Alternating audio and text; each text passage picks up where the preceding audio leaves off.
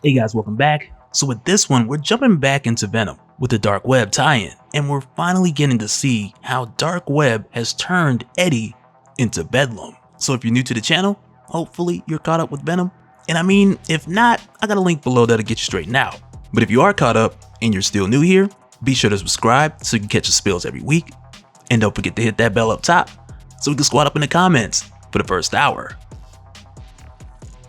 Alright, so for this one, with us following Eddie Brock, we actually take a step back into Dark Web issue 1, where we had seen Eddie in limbo, locked in a room with both Ben Reilly and Madeline Pryor. Cause at the time, all we really knew was that Madeline wanted Eddie dumbed down so that he can be compliant and serve his purpose, which really just rolled Eddie back to the classic brute who only wanted to eat Spider-Man's brains. And for Madeline, with her seeing this, that was when she was then like, her and Ben took away a bit too much from Eddie. Though prior to that point, we were just led to believe that she had taken it away, when at the time, all we saw was her going to a room with Eddie while being accompanied by Ben Reilly, to where then the door was shut and dumb Eddie came out later. But now within the pages of Venom issue 14, we now see exactly what happened behind that closed door. Because with this conversation, much like what we'd seen in Dark Web issue 1, Eddie's telling Madeline once again that his priority is to save his son Dylan. But at this point, Eddie goes a bit further to make sure that she understands his whole situation with the future that he's created, and that being the reason why Dylan's in trouble. Because if you guys remember, it wasn't too long ago for Eddie where he saw himself impale Dylan, which at the time he believed that was Dylan's death. So from there, with him going back to the garden and discovering that he can actually leave of his own will, Eddie was willing to take that chance, because he'll do anything to save Dylan. And it's that tunnel vision on top of his desperation to save Dylan that has Eddie blind into walking straight into his next transformation. And we saw this as soon as he got back to the garden and found out from Wow that Dylan is still alive, which is what then sent him to limbo. But even still, deep down inside, this is the Eddie that's moving off of fear, confusion, and rage. And with him having moments where it seems like he has himself together, his decisions and his journey are both taking him on a path towards Meridius, with Eddie already showing signs of going to the next phase and turning into Bedlam, even though he's intentionally trying not to. But intentions are all good and well until you get dumbed down. But at this point in time, Eddie's trying to make it clear that his focus is on saving his son Dylan. But in addition to that, Eddie expresses his lack of confidence in this partnership, and he lets Madeline know that if she betrays him, Chasm included, if they betray him, then they are betraying Dylan. And Eddie tells them that that's something he won't forget.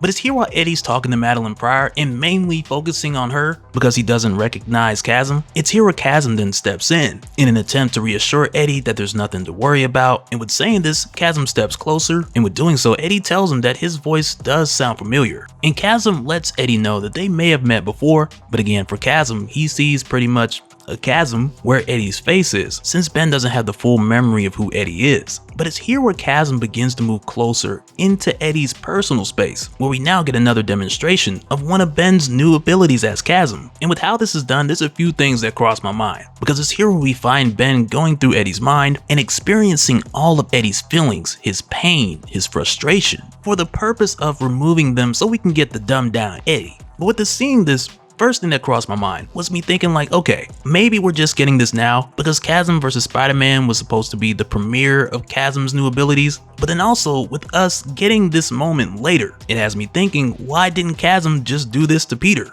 since Peter's memories are what Chasm's really after? But then again, with Chasm setting Eddie's mind back to quote-unquote factory settings, this could be the case of where Chasm's not able to just take memories, and we may get an answer to why he didn't just do this to Peter at some point later on. But I just had to share the thought, like it just felt like he could have did this to Peter and got the memories back. But who knows, we might find out why he didn't later.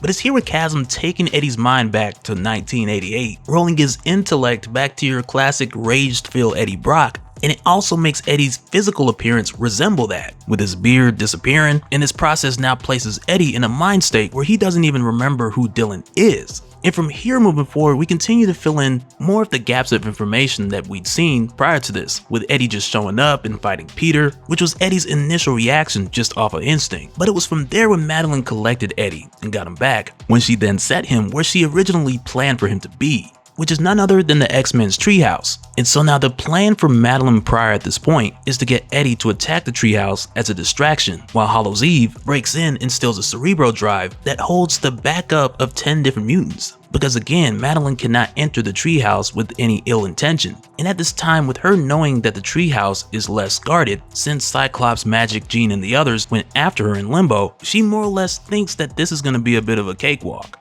But when Eddie makes his way inside, and he finds that the one person who is guarding this place is Synch, who has the mutant ability to copy anyone's biosignature, which used to be a thing where he can hold it for so long, but with him recently getting the upgrade to where he can hold multiple people's powers for a much longer period of time, and this now has pretty much made Synch a one-man team.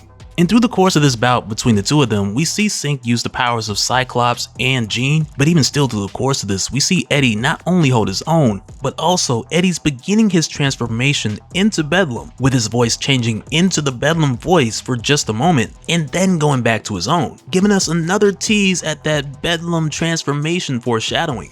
But again, with Eddie just being the distraction here, Hallows Eve makes her way in, wearing the mask of her choosing that's now made her the Human Fly. And I mean, it sounds crazy, but it works well enough for her to get into the X-Men storage room where they keep their tech. But as soon as she makes her way in, Synch is alerted that the treehouse has an additional visitor, and with seeing this, it's here where he steps it up on Eddie by copying him as a symbiote and the King in Black. And when Synch does this, it's here where the confusion starts to kick in for Eddie, with him going back to the simple "we are Venom," only to come to the realization that in this moment, it's only Eddie, since he had made a lateral jump into the symbiote with no consciousness. But at this time, with Synch taking on the properties of Eddie, he tells Eddie that he's a King in Black and he's a hive leader who should be able to do more, like controlling other symbiotes. And as soon as Synch says this, he then makes Eddie punch himself over and over repeatedly, only to then make Eddie believe that it's Spider-Man getting the best of him. And when this happens, it drives Eddie crazy and he takes off in a rage, now using the voice of Bedlam. But this time, with his voice changing, it doesn't go back to Eddie's voice, and he storms out of the treehouse in a fit of confusion and rage. But also at this time, we find that Hallows Eve has made her way back to Madeline Pryor. And Hallows Eve is a bit surprised about how accurate Madeline's information was, with her not being able to go in the treehouse and get the Cerebro drive herself, but even still she knew precisely where to send Hallows Eve. And it's here where Madeline lets her know that she'd got the information out of a Summers brother, which is something that more or less points over to the X-Men tie-ins, with Madeline having Scott, Havoc, and the others in her custody in Limbo, which is where she had got the details off panel in order to pull this off. But much like I'd mentioned when this all started, as long as Madeline gets what she wants, she can care less about the people that she's using. And we can see that here when she says everyone's done a great service, including Eddie Brock, or whatever's left of him. Because as of now, Eddie Brock has officially transformed into Bedlam. And I gotta say, at this point with how this is done, it's kind of sad. And that's not to say that it wasn't written well, because Al Ewing has done a phenomenal job in collaboration on the Venom series, as well as him handling Eddie Brock during Dark Web. But I say that it's sad because it makes you feel for Eddie, with him not remembering why the Venom symbiote is not with him, and him only running around with pain, rage, and confusion.